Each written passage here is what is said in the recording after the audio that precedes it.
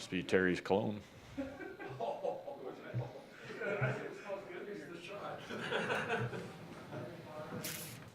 What did you say to the team after 40 minutes, after the sort of let things slide a little bit in the second?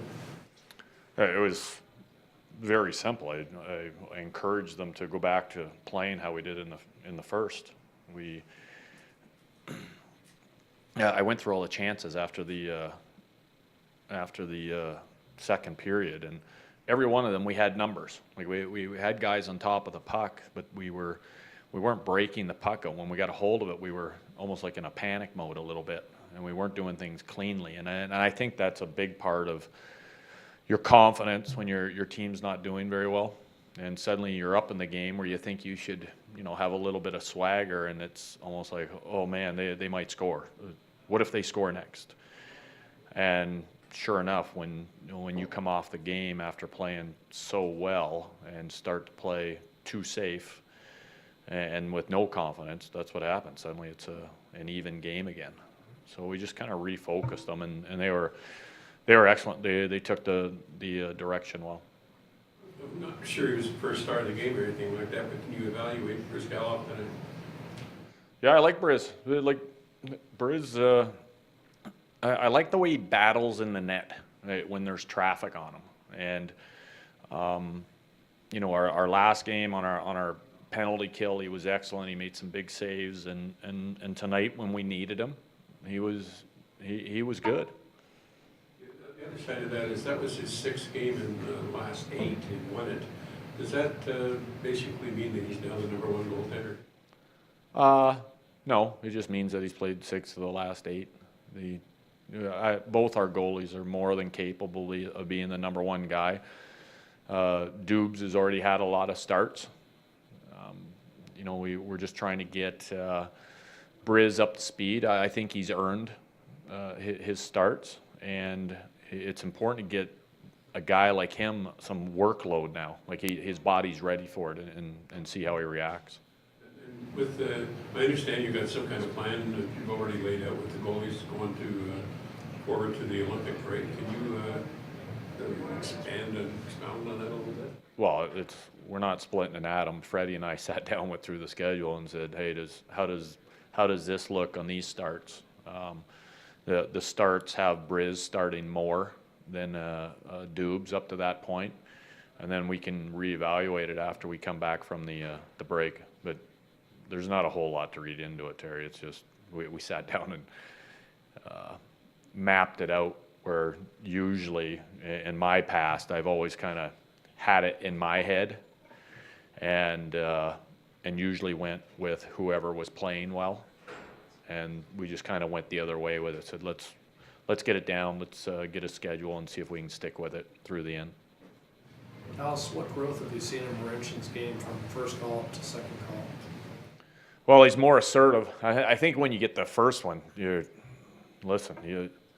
nervous. You don't dare want to make a mistake. I think you play hesitant a lot of times.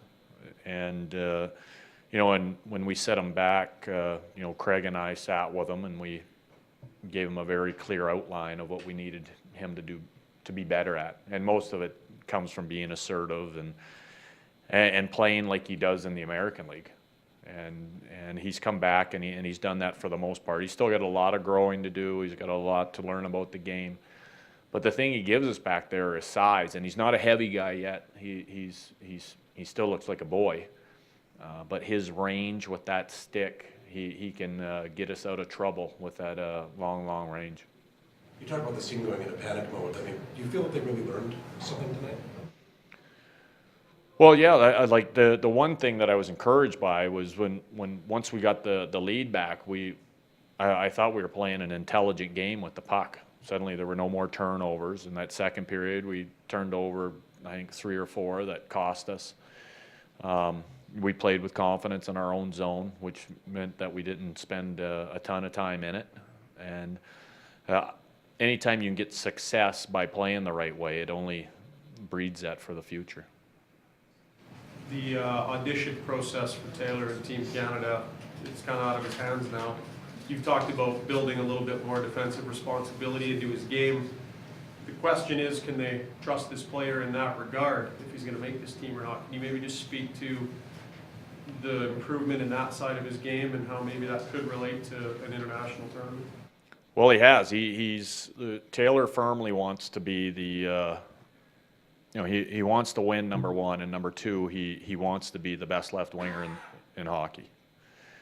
And to be the best left winger in hockey, we all know he's got offense. And after speaking with him early in the year and challenging him a little bit defensively and kind of laying out a plan for him, he's taken it to heart. And I see him trying. He has improved. The thing that kills me a little bit is, the last two games, his line wasn't very good. It's kind of at a critical point when a lot of people are watching. I hope that doesn't come into it, because he's taken so many great strides forward, and a little blip on the radar, I hope that is overlooked. But he's a guy that we obviously trust, and a guy that's made great strides. So you're right, it's out of his hands.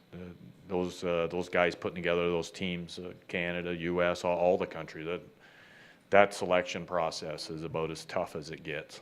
And no matter who you pick, you're never right.